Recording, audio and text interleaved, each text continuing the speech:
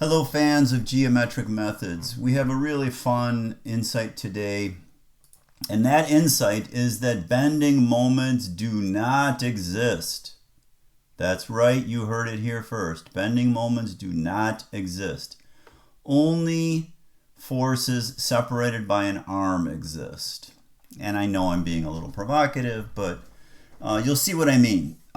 So what we have here is obviously the children's program GeoGebra to investigate a beam. The beam is of some height. The height will become important shortly. The beam is of some span. Here the span is 12 units of length. The beam has a uniformly distributed load of some force per length. Here that's 100 force per length. And I want to investigate the cut anywhere in the beam. Anywhere in the beam. If the cut is at the midpoint of the beam, then the problem is quite simple. You could see the left reaction and the force down. Now I must say something about the left reaction. This method requires you to know this left reaction. And you have lots of choices. You could use algebraic statics if you want to. I don't recommend it.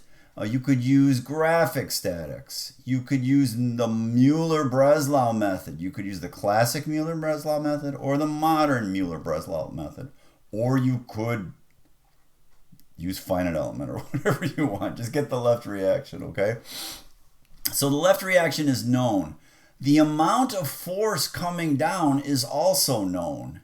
It is obviously just the force per length times the length or the area of this quad for a function that describes the load mathematically. So that would be the area or the integral of the function or the area of the plot multiplied by the force scale. So these are all drawn to scale. So you could just simply take the area of that quad. Here, there is no leftover force. The force on the left going up is equal to the force coming down. There's no leftover stuff. Now notice I'm not calling that shear. I'm calling it leftover equilibrating stuff.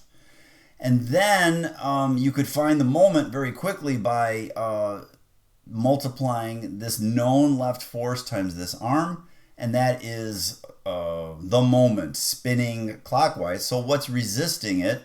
Well, there's another TC couple that's spinning counterclockwise at the top and the bottom of the beam. One is going to the left and the other is going to the right. As we change the height of the beam, that equilibrating force couple, that TC couple, changes in response to the changes of height of the beam. So far so good. Well, what if the cut is not at the center of the beam? What happens next? So here is what happens next. The left reaction is known. The amount of force coming down is known. You know the distance to the cut. You know the force per length coming down. But these two are not the same size. So you need a little equilibrator, and it's literally just the height of this vector minus the height of this vector. So that's why I drew this line right in here. So this line, the height of this vector is this, and I need a little equilibrator. Yeah, you can call that shear, but shear doesn't exist either. Shear really does not exist, and we could prove that with Moore's circle very quickly, but that's a different video. So this little equilibrator is necessary. Now don't call it shear, just call it an equilibrator. The next step is how much force is going down. Well, I know it's the same as the amount going up, that has to be, but where is that net going down? And here's why I need these two vectors. I just flip these, I take the equilibrator and I put it on this side, and I take the F down and I put it on this side, right in here. And I do the inverse axis method, which I did not invent. This is a 1940s technique. You take the smaller one, you put it on the left. You take the right hand one, you put it on the left. You put the left hand one on the right. You crisscross top and bottoms. Boom, that is the centroid of the two downward loads. So that is the centroid, and the arm is simply the distance between these two. So you never calculate a moment, you just simply calculate the TC couple. And it works for any beam at all, and any cut, it's exactly correct. So one more time here, I'm moving the cut. The left reaction is known. That can be found through graphic statics, through Mueller-Breslau, or heaven forbid, algebraic statics. That one's known. This one coming down, you know how much it's coming down. You tuck that on the right side, you tuck the equilibrator on the left side, crisscross, boom, you've got that distance, and that is the arm between the two. So for any number, this works out. Certainly it'll work for other shapes, but we'll get to that later.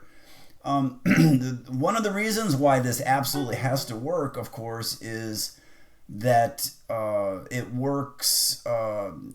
We know it's a parabola from classical methods, but two things are changing here. The amount coming down is changing, and this arm is changing in response to this equilibrator. So let me just show you the way this works on GeoGebra. You could just take the cut anywhere you want. If the cut is very, very close to the center, you could see that that equilibrator is very, very small. As the cut gets closer and closer to the center, that equilibrator gets very, very small. And this net force is nearly where it was before.